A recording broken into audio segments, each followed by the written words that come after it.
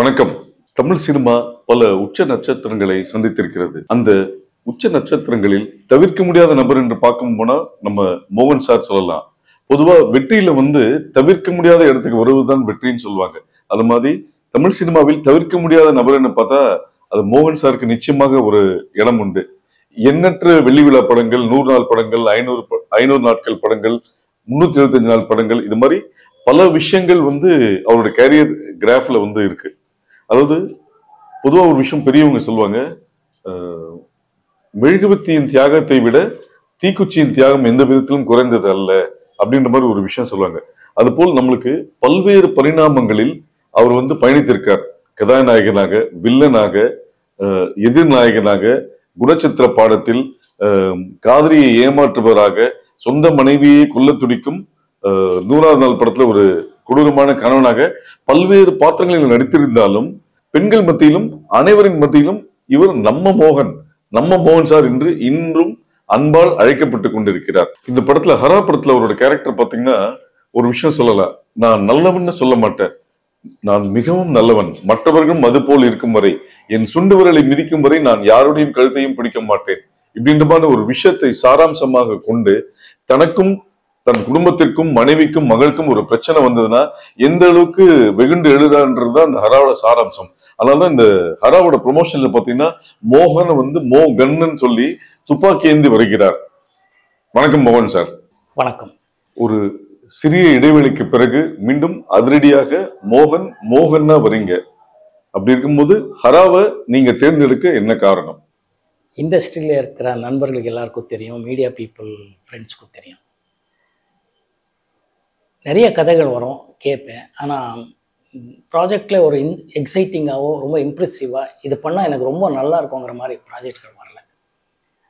அந்த டைமில் பிஆர்ஓ நிக்கில் முருகன் அவர்கள் ஒரு நாள் ஃபோன் பண்ணி, இந்த மாதிரி விஜய் ஸ்ரீ அவர் இப்படி ஒரு டைரக்டர், நீங்கள் கதை கேளுங்க, உங்களை வச்சு படம் பண்ணணும்னு ஆசைப்படுறாரு, கதை கேட்டு முடிவு பண்ணுங்கன்னாரு. ஓகேன்னு கதை கேட்டேன். அதில் சில விஷயங்கள் ரொம்ப நல்லா இருந்துச்சு. அப்போ அவர்கிட்ட அது பேசும்போது இதெல்லாம் நல்லா இருக்கே, இதையே கொஞ்சம் அப்படி பண்ணால் நல்லா இருக்குமேன்னா, luckily director was very very encouraging. எப்படி சொல்கிறீங்க, என்ன மாதிரி கேட்குறீங்க, இல்லை என்ன எதிர்பார்க்குறீங்கன்னு கேட்க ஆரம்பித்தார். ரொம்ப பிரமாதமான டிஸ்கஷன் போகும்போது ஐ குட் சி அவர்கிட்ட இருக்கிற அந்த டேலண்ட் என்னால் ஐடென்டிஃபை பண்ண முடிஞ்சுது. அப்படியே பேச பேச சில நாட்களாக 7th டிராஃப்ட் பர்ஃபெக்டாக வந்தது. அதனால தான் அது பார்க்கும்போது கேட்கும்போது ரொம்ப நம்பிக்கையோட இந்த ப்ராஜெக்டில் நடித்தேன், நல்லாயிருக்கும், கூட்டணியாக எல்லாரும் ஜெயிக்க முடியும்னு ஒரு நம்பிக்கை வந்துச்சு. சிறு இடைவெளிக்கு பிறகு வர நீங்க எந்த அளவுக்கு சினிமாவை மிஸ் பண்ணிருக்கீங்க, சினிமா உங்களை மிஸ் பண்ணிருக்குன்னு நீங்க நினைக்கிறீங்களா? யாரையும் மிஸ் பண்ணதா இல்லவே இல்லை. எல்லாமே காலத்தின் கட்டாயம் நான் நம்புகிறவன். சினிமா எப்போ வரும் எப்போ போவோங்கிறத விட பண்ணும்போது ஒழுங்கான படம், ஓரளவுக்கு நல்ல படமாக பண்ணணுங்கிறது தான் என்னோட ஆசையை தவிர வேற ஒன்றுமே இல்லை. சார், உங்களோட கேரியர்ல பாத்தீங்கன்னா ஒரு வாரத்துக்கு 2 படங்கள் ரிலீஸ் ஆயிருக்கு, 2 மாசத்துல 5 படம் ரிலீஸ் ஆயிருக்கு. உதாரணத்துக்கு அக்டோபர் 22 ஓ மானே மானே படமும், அக்டோபர் 23 ஓசைன்னு ஒரு படம் பேக் டு பேக் ரிலீஸ் ஆச்சு. அப்புறம் ஒரே நாள்ல 3 படம், உதயகீதம், பிள்ளை நிலா, தெய்வ பிறவி. இதை நீங்க எப்படி பாத்தீங்க? முதல்ல இறைவனுக்கு நன்றி சொல்லணும், என்னோட ரசிகர்களுக்கு நன்றி. இதுக்கு மேலே என்னோட தயாரிப்பாளரும் இயக்குனரும் அவங்கவுங்க படத்து மேலே வச்சிருந்த நம்பிக்கை தான் இதை காட்டுது. படம் நல்லா இருந்தால் பார்ப்பாங்கங்கிற ஒரு விஷயம் எப்போவுமே உண்மையாக இருக்குங்கிறது நான் நம்புகிறேன். அவங்களுக்கு பிடிக்கிற மாதிரி இருக்கணும். நம்ம படம் நம்ம நல்லா இருக்குன்னு சொல்கிறது ஓகே, ஆனால் அவங்களுக்கு பிடிக்கிற மாதிரி இருந்தால் நல்லா இருக்கும்னு நான் நம்புகிறேன். ஸோ அந்த விதத்தில் ப்ரொடியூசர் டைரக்டர் ரொம்ப ரிஸ்க் எடுத்து ரிலீஸ் பண்ணியிருக்காங்க. நிறைய டைம் சக்ஸஸ் ஆயிருக்கு, ஒரு சில டைமில் ஃப்ளாப் ஆயிருக்கு. பட் இட்ஸ் ஓகே, இறைவனுக்கு நன்றி. சார், ஹரால அந்த ஒரு கான்செப்ட் என்ன சொல்லிருக்கீங்கன்னா, பள்ளிக்கூடங்களில் சட்டங்களை சொல்லித்தர வேண்டும்னு ஒரு மெசேஜ் ஸ்ட்ராங்கா கன்சீவ் ஆயிருக்கு. இது எந்த அளவுக்கு சாத்தியம்னு நினைக்கிறீங்க? இதுதான் ரொம்ப நல்ல விஷயம். அதான் சொன்னேன் நான். இப்போது களம் ஒரு அப்பா பொண்ணு கதையாக இருந்தாலும் டைரக்டர் சொல்லியிருக்கிற விதம் சொல்கிறத இது ஒரு முக்கியமான பாயிண்ட் தான். சட்டம் தெரிஞ்சவனுக்கு பார்த்தீங்கன்னா அவனுக்கு லா தெரியாமல் அவன் பயந்துக்கவே மாட்டான்பாங்க. நமக்கு எதுவுமே தெரியாமல் இருக்கிறதுனால எல்லாத்துக்கும் பயப்பட்டுட்டு இருக்கோம். ஸ்கூல்லையே இது இன்ட்ரடியூஸ் பண்ணால் எல்லோரும் சட்டம் தெரிஞ்சுக்கிட்டா குற்றங்கள் குறையுங்கிறது நான் நம்புகிறேன். ஏன்னா அவனுக்கு எது பண்ணணும் எது பண்ணக்கூடாது, எது சரியாக பண்ணணும் எது தப்பாக பண்ணக்கூடாதுன்னு தெரிஞ்சுப்பான். அதனால அது சட்டம் வந்து ஸ்கூல்லேயே இன்ட்ரடியூஸ் பண்ணால் ரொம்ப நல்லதுங்கிறது இயக்குனர் சொல்லியிருக்கிறாரு. அதை நம்புகிறேன், நானும் அது கரெக்டாக ஒத்துக்கிறேன். So working experience with director Vijayasri, இந்த படத்தோட எதிர்பார்ப்பு ஃபர்ஸ்ட் டீசர்லே அதிகமாச்சு.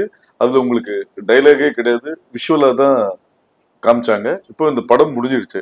ஸோ இந்த டிராவலை நீங்கள் எப்படி பார்க்குறீங்க? ரொம்ப நல்லா தான் பார்க்குறேன். I am so proud. நம்ம இந்த படம் இந்த களம் நான் தேர்ந்தெடுத்திருக்கேங்கிறது எனக்கு ரொம்ப பெருமையாக இருக்குது.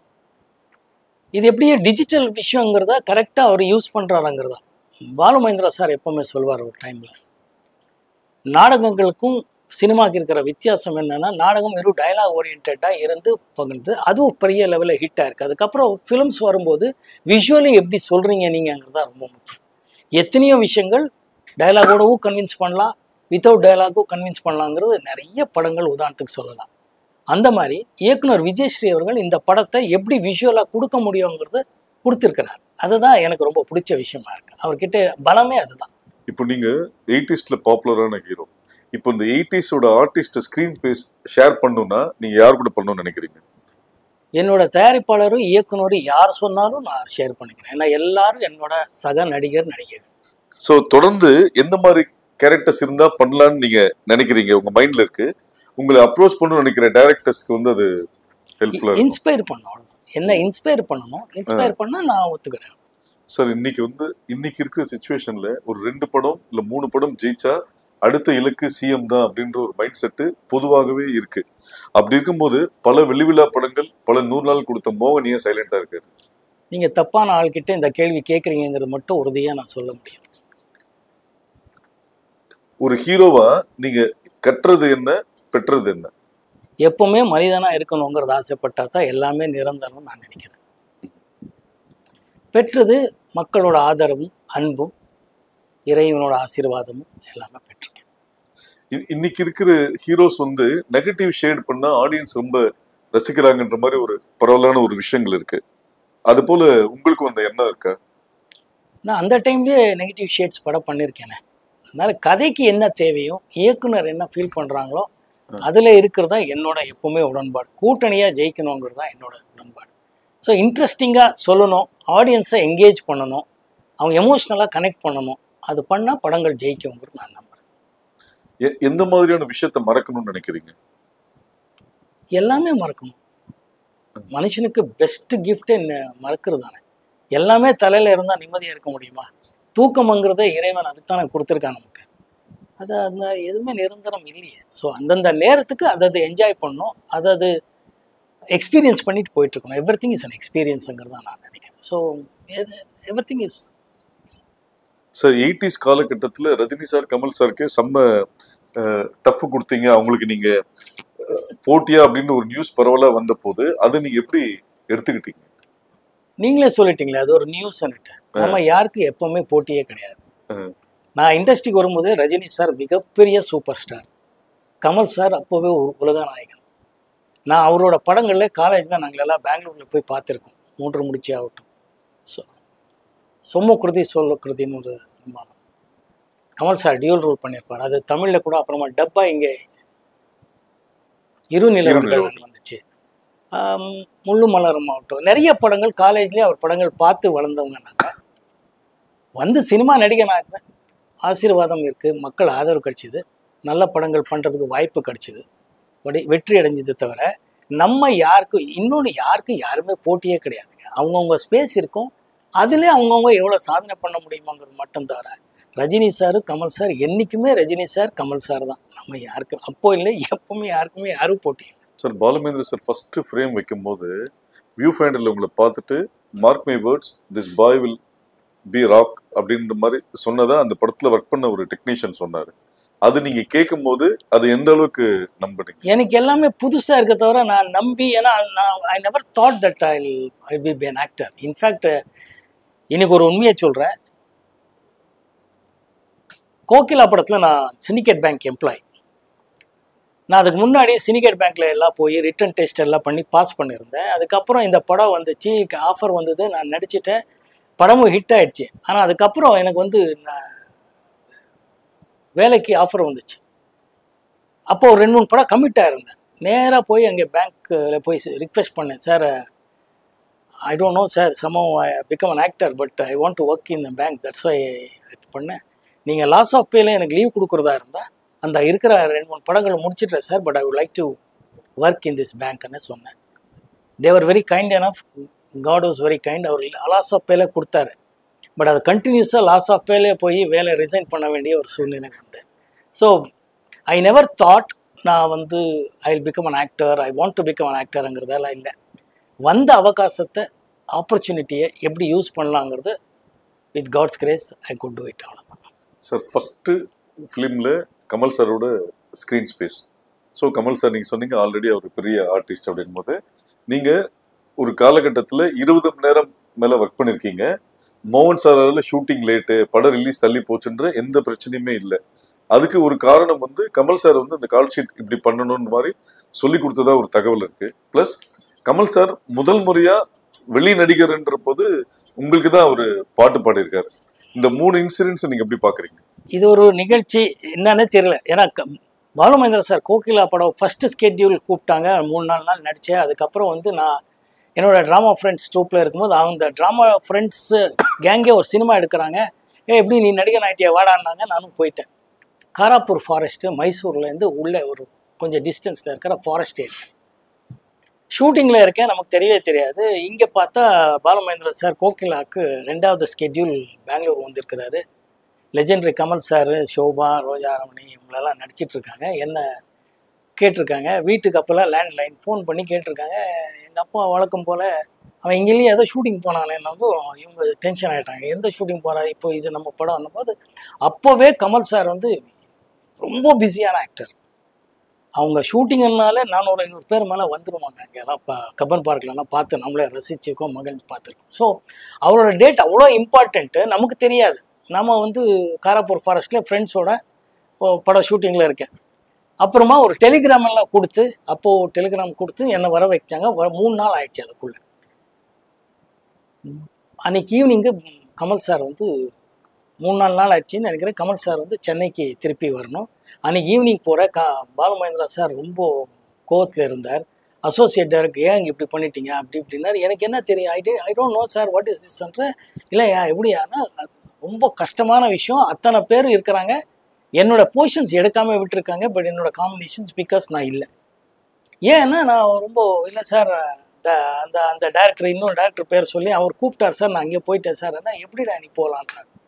இல்லை சார் எனக்கு தெரியாதுன்னு. அப்போ தான் கமல் சார் வந்து கூப்பிட்டு, ஏன் நல்லா நடிக்க எல்லாம் கரெக்டு, இந்த படம் வந்து இப்போ ஷூட்டிங் இருக்கேன்னு. இல்லை sir they didn't tell me. என்ன அவர் எப்படிடா சொல்லுவார், நீ தானே கேட்கணும். இன்னிலேருந்து இப்போ மார்க் மை வேர்ட், டைரி வச்சுக்கோ, எப்பப்போ யார் யார் கூப்பிடுவாங்க, எத்தனை நாள் வேணும்னு நீயும் கேட்கணும். அவங்க சொல்கிறாங்க இல்லைங்கிறது கூட நீ கேட்கணும், கேட்டு தெரிஞ்சுக்கணும். இன்னொரு படம் வந்திருந்தானா நான் இல்லை சார் எனக்கு தெரியல, இதெல்லாம் தெரிஞ்சுக்கோன்னு தானே சொல்லிட்டுருக்கேன். இதெல்லாம் தெரிஞ்சு you should maintain a diary, there you should mark every ஃபிலிம்னார். ஸோ முதல் படமே கால்ஷீட் கிளாஷ்ன்றது அப்போது நான் உணர்ந்தேன்.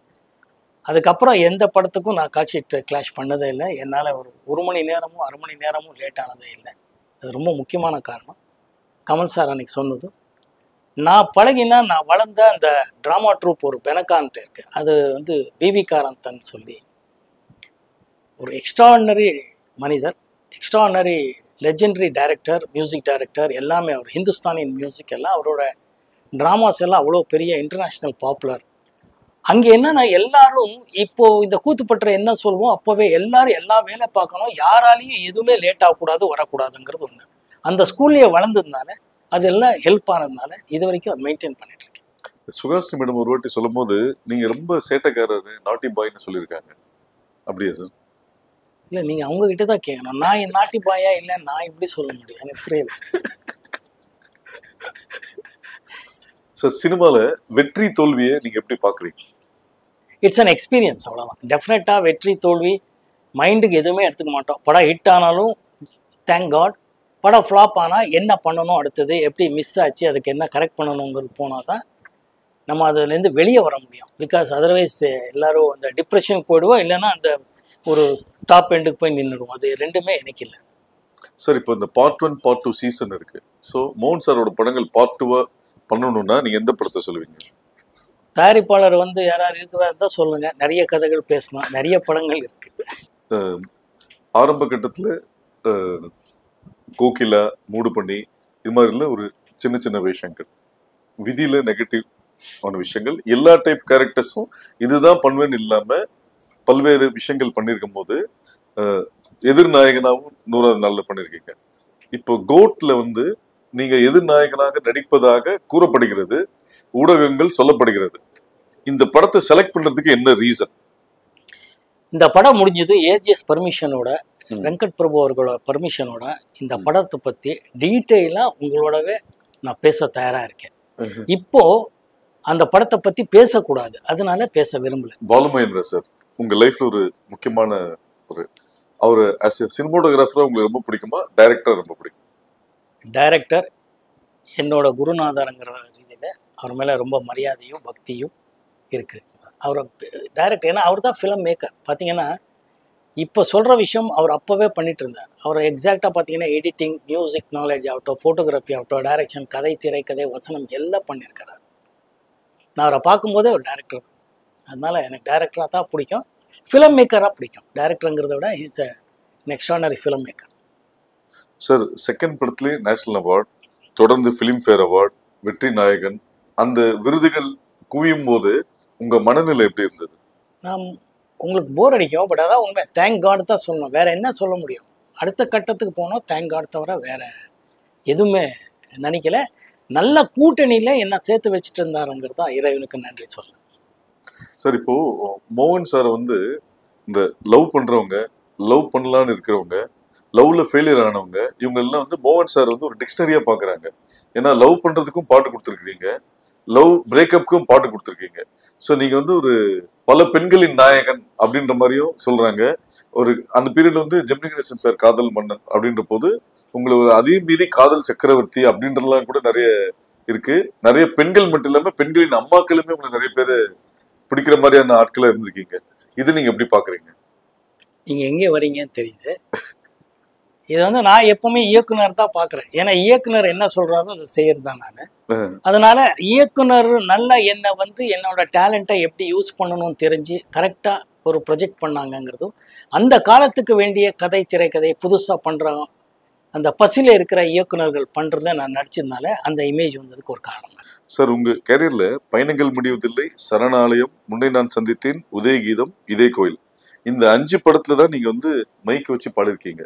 ஆனா ஒரு மைக் மோகன்ற ஒரு அடையாளம் ஏற்பட்ட போது, அந்த அடையாளம் வந்த போது உண்டான மகிழ்ச்சியும் தொடர்ந்து அந்த நேம் இருக்குன்றது என்னைக்காவது வருத்தப்பட்டிருக்கீங்களா?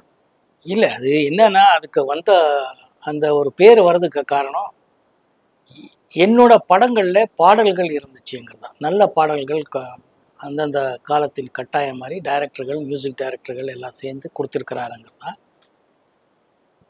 அற்புதமா அந்த பயணங்கள் முடிவதில்லைங்கிற படம் வந்து சிங்கரா நடிக்கும்போது பாலசுப்ரமணியம் எஸ்பிபி சார் அவர்கள் நான் பாடினதா மோகன் பாடினதா இது என்ற அளவுக்கு கேட்டது. அதுதான் என்னோட மிகப்பெரிய அவார்டா நான் நினைக்கிறேன். அந்த கேள்வி கேட்கும்போது மக்களும் அது ஆமா அப்படின்னு இருந்துச்சு. அது பாடகனாகவும், ஒரு கேன்சர் பேஷண்ட்டாகவும், ஒரு லவர் பாயாகவும், ஒரு ட்ராஜடியாக முடிக்கிற அந்த கதையில் எனக்கு ஒரு இமேஜ் வந்துச்சு. பட் என்னன்னா இந்த ஒரு இமேஜ் பொதுவாக என்னோட படங்களில் பாடல்கள் வெற்றி அடைஞ்சிருக்குங்கிறது உண்மையான விஷயம். அந்த பாடல்கள் வந்து ஜனங்கள் மத்தியில் நிற்கிறதுக்கு காரணம் அந்த கதையும் கதை அம்சம் தான் நான் நினைக்கிறேன். அதனால மைக் மோகனுங்கிறது அவங்க தான் அகைன் மீடியா கொடுத்துருக்கிறது. அது ஓகே, அது இப்போ சந்தோஷம், அவ்வளோதான். அதில் என்ன இருக்கு? மீடியா நண்பர்களுக்கும் எப்பவும் போல உங்கள் ஆதரவு எங்களுக்கு வேணும். ஆதரவு கொடுத்துட்ருக்கீங்க, உதவி பண்ணிகிட்ருக்கீங்க. Thank you so much. தேங்க்யூ.